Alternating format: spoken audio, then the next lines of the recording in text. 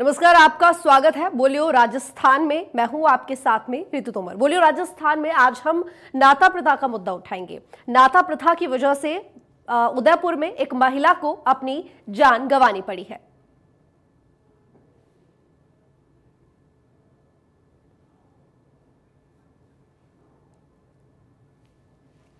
तो बताएं आपको कि नाता प्रथा एक ऐसी कुप्रथा है जिसके तहत पत्नी अपने पति को छोड़कर किसी अन्य पुरुष के साथ रह सकती है।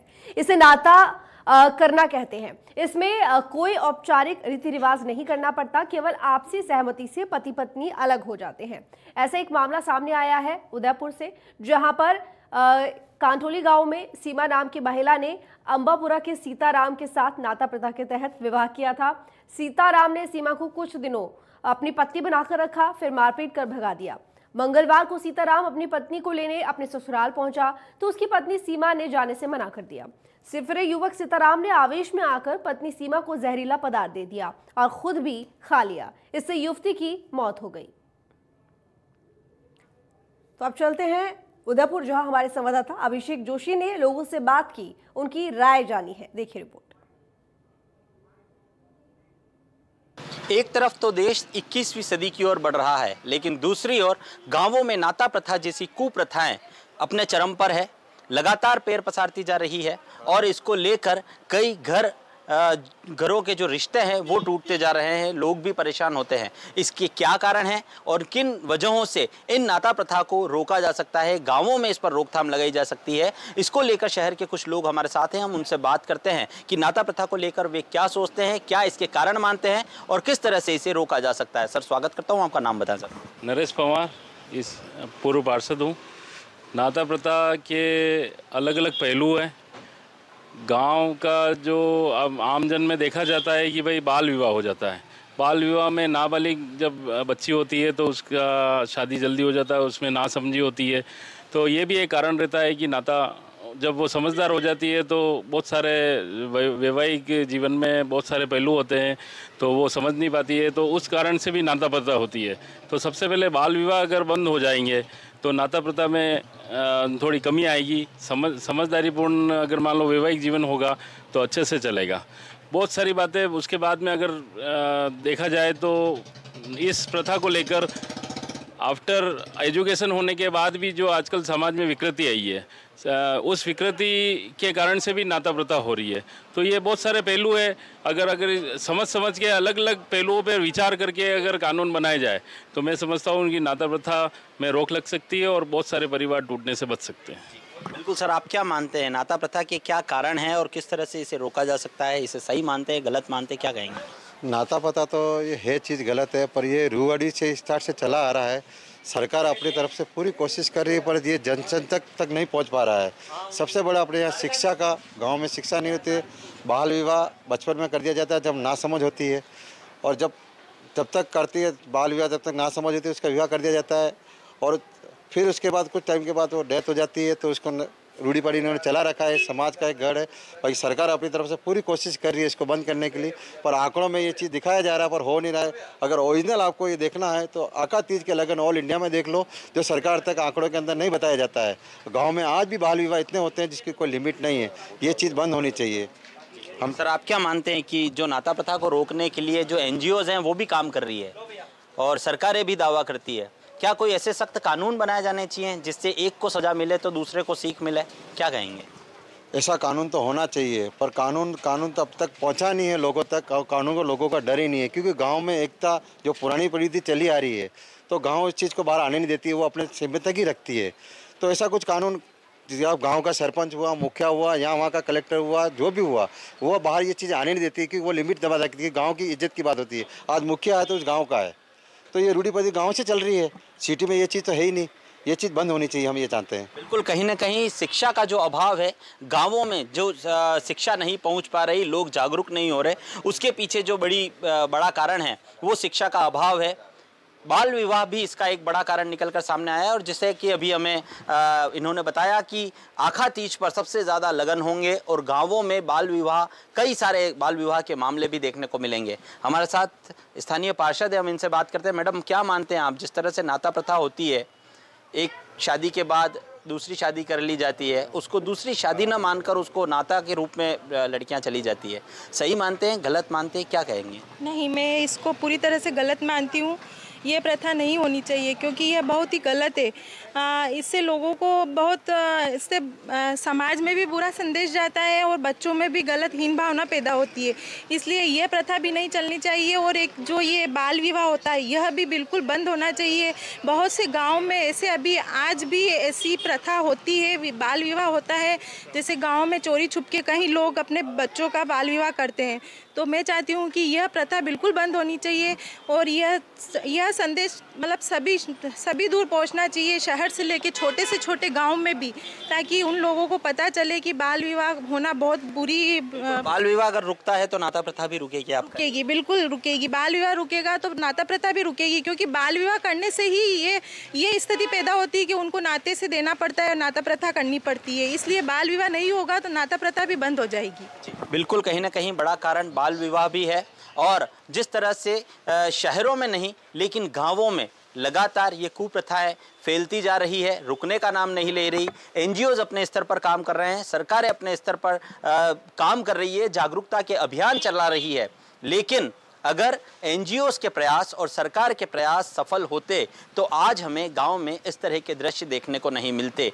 बाल विवाह एक अभिशाप है, नाता प्रथा भी अभिशाप है और सरकार को इसके लिए कड़े कानून लाने चाहिए। जब तक किसी एक को सीख नहीं मिलेगी, दूसरों को सबक नहीं मिलेगा। उदयपुर से इंडिया न्यूज़ के लिए अभिषेक जोशी। तो वहीं जयपुर से भी हमारे संवाददाता विशाल शर्मा ने लोगों से बातचीत की है, उनकी राय जानी है। देखिए रिपोर्ट।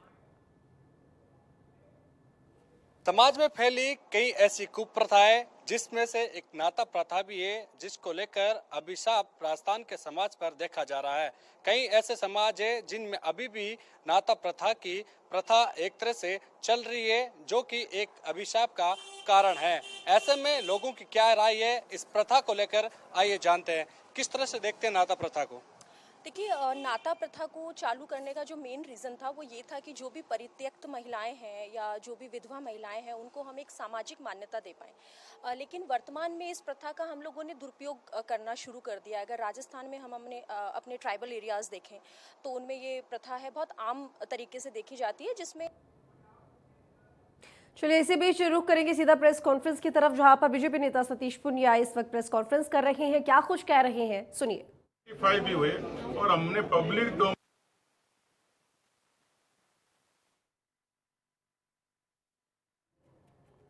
तो चलिए आगे बढ़ेंगे। बीकानेर से भी हमारे संवाददाता भवारी जोशी ने लोगों से बातचीत की है, उनकी राय जानी है। देखिए रिपोर्ट।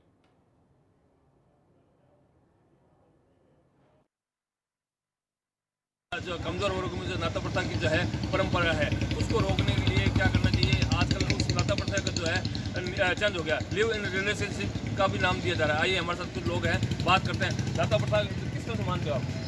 सर, मैं एक अधिवक्ता हूँ और मैं कानून की नज़र की और संविधान में जो प्रोविज़न दिए गए हैं उसके संदर्भ में मैं बात करना चाहूँगा।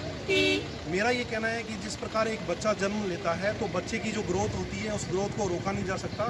ठीक उसी प्रकार जो भी समाज में प्रथाएं हैं और जो उनमें बदलाव आ रहे हैं वो नैसर्गिक बदलाव हैं, उन बदलावों को रोका नहीं जा सकता। तो मेरा ये मानना है कि जैसे जैसे समाज आगे बढ़ेगा वैसे वैसे उसमें बदलाव होंगे।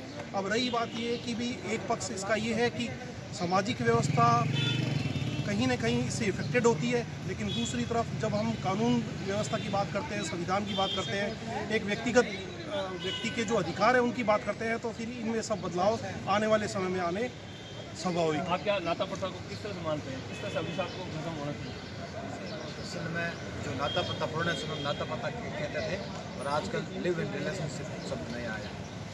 इसके बारे में घरेलू संरक्षण अधिनियम के अंदर प्रावधान है और राजस्थान हाईकोर्ट ने भी इसके बारे में अपने न्यायिक निर्णय में प्रावधान किए हैं कि नाता प्रथा के लिए कुछ सामाजिक और कुछ कानूनी प्रावधान है, जिसके तहत लड़का या लड़की दोनों कवर होने चाहिए, या इनके बीच में अगर शादीशुदा महिला किसी के साथ रह रही है तो नाता प्रथा नहीं है, उसके सिस्टम है, व्यवस्था है, उस व्यवस्था के अनुसार रहना चाहिए। अगर कोई भी व्यवस्था भंग करता है और व्यवस्था भंग करता है तो निश्चित रूप से कानूनी अपराध भी है। आप क्या मानते हैं? नाता प्रथा बहुत ही प्राचीन है। ये विधवा और तलाकशुदा के लिए वरदान था। पुराने टाइम के अनुसार उनकी जिम्मेवारी थी कि इसके साथ आप नाता पता करके इसका भरण पोषण सारी जिम्मेवारियाँ निभाओगे। लेकिन उसका बदलते स्वरूप में रिलेशनशिप नाम दे दिया गया, जिसमें शादीशुदा भी छोड़ के दूसरे के साथ रहने लग जाते हैं। कोई प्रावधान नहीं, अपनी मर्जी से उसमें रोक लगाने की ज़रूरत है। बाकी नाता प्रथा पुराने टाइम में उस हिसाब से बहुत अच्छी थी, लेकिन अब जो उसका नया नाम दिया जाए इस पर थोड़ा कंट्रोल है। पुराने समय में नाता प्रथा को बिल्कुल जायज़ मान रहे थे, क्योंकि परित्यक्ता और विधवा का विवाह करना उचित मान रहे थे। लेकिन जिस समय बदला है उस समय अब जो है समय बदल गया। अब जो लोग बिना तलाक दिए हुए या लिव रिलेशन में रहते हैं, जो कानून के लिए वो तो अधिकार तो है, लेकिन सामाजिक एक बुराई है, उसको समाप्त करने के लिए सरकार को एक कदम उठाना चाहिए। इंडिया न्यूज़ राजस्थान के लिए बीकानेर से भवानी जोशी है। अब चलते हैं भरतपुर, जहां हमारे संवाददाता राजीव भट्ट ने लोगों से बात की है, उनकी राय जानी है। देखिए रिपोर्ट। इंडिया न्यूज़ की खास पेशकश बोलो राजस्थान में आप सभी का स्वागत है। मैं राजीव भट्ट सहयोगी बबलू अनुज के साथ। आज बोलो राजस्थान का टॉपिक है नाता प्रथा। आखिर नाता प्रथा है क्या? राजस्थान में एक प्रचलित प्रथा है जो कभी परिस्थितियों के हिसाब से बनाई गई थी बड़े बुजुर्गों द्वारा, लेकिन आज के परिप्रेक्ष्य में उसकी कितनी महत्ता है, सही है, गलत है, उसके बारे में जानकारी के लिए हमारे साथ कुछ लोग मौजूद हैं। हम बात करेंगे कि आखिर नाता प्रथा से क्या फ़ायदे, क्या नुकसान हैं, क्या मेरिट और क्या डीमेरिट हैं। नाता प्रथा मेरे हिसाब से नाता प्रथा एक क्रूति है, सामाजिक क्रूति की तरह से मैं इसको देखता हूँ। और इसमें क्या है कि जैसे बच्चे ने जन्म लिया, और बच्चे ने जब जन्म लिया और उसका पहले से ही आपने तय कर दिया कि शादी कहाँ करनी है।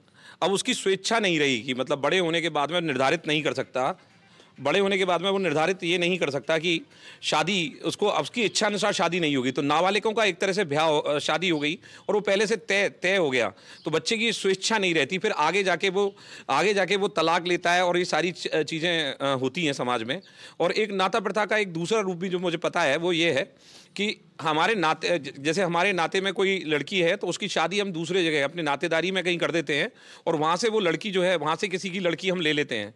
तो ये भी एक कुरीति है कि इच्छा के विरुद्ध हम किसी की लड़की को अपने यहाँ ले लेते हैं। तो वहाँ पे भी इच्छा का ध्यान नहीं रखा जाता कि उनकी इच्छा क्या है, उनका क्या मत है। और वो यदि बच्चे जो है एडल्ट मतलब बड़े हो जाते हैं, वयस्क होने के बाद में जो उनका जो अधिकार है उसको अधिकार से हम वंचित कर देते हैं और अपनी एक तरह से उन पर थोपते हैं, अपना जो मत है उसको थोपने का प्रयास करते हैं। तो ये भी एक कुरीति है।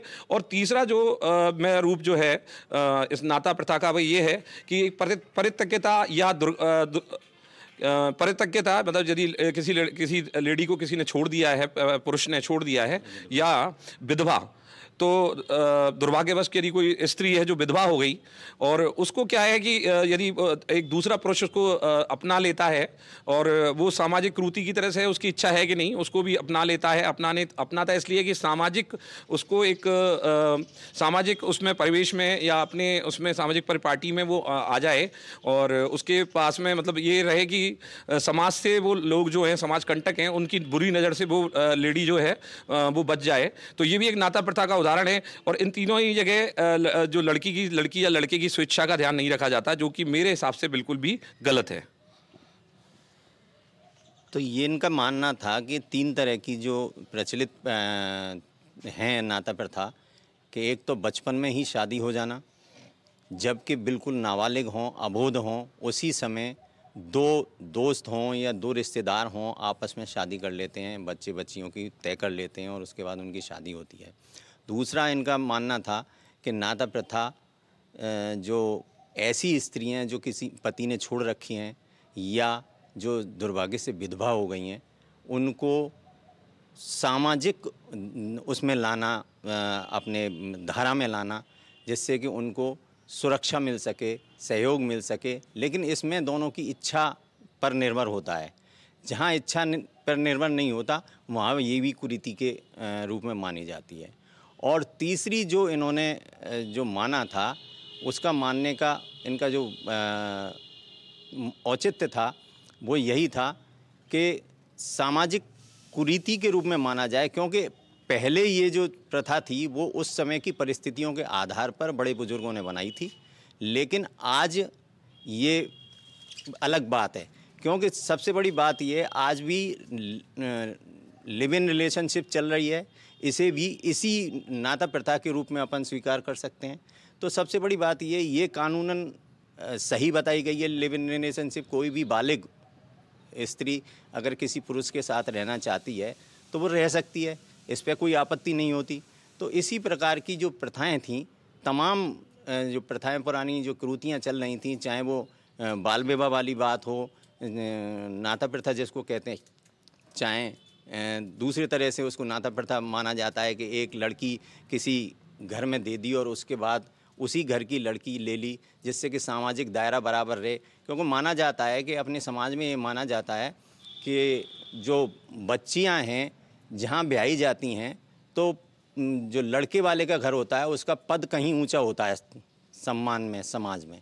अगर उस घर की लड़की भी यहाँ आ जाती है तो सम्मान और समाज का जो पद का उनका जो वो है वो बैलेंस हो जाता है। तो ये कुछ स्थितियाँ ऐसी बनाई गई थी उस समय, लेकिन आज के परिवेश में, आज के परिप्रेक्ष्य में उनमें कहीं ना कहीं कोई अंतर होगा, क्योंकि लड़कियां अब पढ़ने लगी हैं, बच्चे अब पढ़ने लगे हैं। तो निश्चित रूप से कहीं ना कहीं इसमें अब सरकार को ध्यान देने की आवश्यकता है। गहन अध्ययन के बाद निर्णय लिया जाना चाहिए कि आखिर इस पे इसको कुरीति माना जाए या इस समाज के हित में माना जाए। अगर समाज के ये कुरीति है तो इस पर निश्चित रूप से रोक लगनी चाहिए। राजीव भट्ट, भरतपुर। तो वहीं अजमेर से भी हमारे संवाददाता जावेद खान ने लोगों से बातचीत की है, देखिए रिपोर्ट। ग्रामीण क्षेत्रों में जिस तरीके से नाता प्रथा सहित कई सारी जो कुरीतियां हैं या रीतियां हैं जो चल रही हैं, उनको लेकर के समाज भी काफ़ी असमंजस में रहता है। और इसको लेकर के कहाँ तक ये चीज़ें सही हैं और कहाँ तक ये चीज़ें गलत हैं, इसको लेकर के हम अजमेर शहर के कुछ नागरिकों से बात करेंगे, जानना चाहेंगे कि क्या ये प्रथा सही है या गलत है। इंडिया न्यूज़ में स्वागत है आपका। जिस तरीके से जो गाँव ग्रामीण क्षेत्रों में जो नाता प्रथा चलती है, कहाँ तक सही मानते हैं और कहाँ तक गलत मानते हैं? निश्चित ही नाता जहाँ शब्द आता है तो नाते का मतलब होता है कि भाई दो परिवारों में मिलना, एक लड़के का और लड़की का आपस में मिलना, उनका विवाह होना, जहाँ पे दोनों परिवारों की सहमति होती है, लड़का लड़की की दोनों की सहमति होती है। लेकिन जब इसके साथ प्रथा जुड़ जाता है तो ये कहीं ना कहीं एक रूढ़िवादी या एक गलत धारणा की भी बात है। राजस्थान में अक्सर जो गांव हैं वहाँ पर यह प्रथा काफ़ी प्रचलित है, जो कुप्रभाव छोड़ दिए आज के समय में। हम शिक्षित वर्ग से आते हैं, 21वीं सदी में हम लोग चल रहे हैं। जहाँ नाता प्रथा की बात हो रही है तो वहाँ पर लड़की का लेन देन की बात होती है और उस लेन देन में पैसा चलता है। जहाँ पैसा आ जाता है तो वहाँ पर व्यापार हो गया। आज नाता प्रथा दोनों तरह से चल रही हैं। एक तरफ तो नाता प्रथा वो होती है जहाँ पर विधवा अगर लड़की हो गई तो उसको किसी के नाते बांधा जाता है तो उसके लिए पैसा लिया जाता है। वो जो व्यक्ति है उस लड़की को लेके जाएगा तो वो उसके लिए उसको परिवार को पैसा पे करता है। दूसरी चीज़ वहाँ आ गई कि लड़की विधवा भी नहीं है, लेकिन यदि गांव के किसी प्रतिष्ठित धनाढ्य व्यक्ति का अगर उसके ऊपर दिल आ गया या उसकी सुंदरता को देखते हुए उसके मन में लालच आ गया, वो भले ही वृद्ध है लेकिन वो पैसा देके उस लड़की को खरीद रहा है, तो ये खरीद फरोख्त जो हो रही है ये गलत है। ये मेरे नज़र में बिल्कुल सरकारों को इसके ऊपर ध्यान देना चाहिए। और क्योंकि ये जिन समाजों में या जिन जातियों में ये प्रथा चल रही है उन सभी जातियों का एक बड़ा वोट बैंक है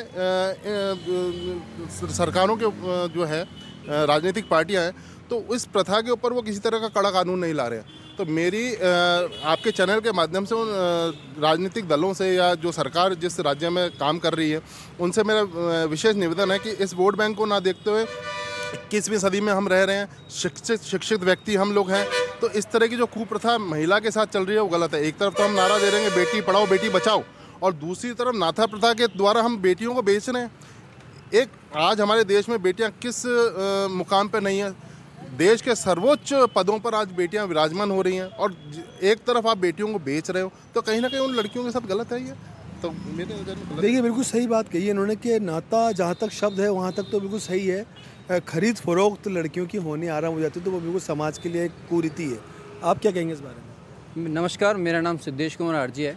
मैं अजमेर से हूँ और सोशोलॉजी का स्टूडेंट हूँ।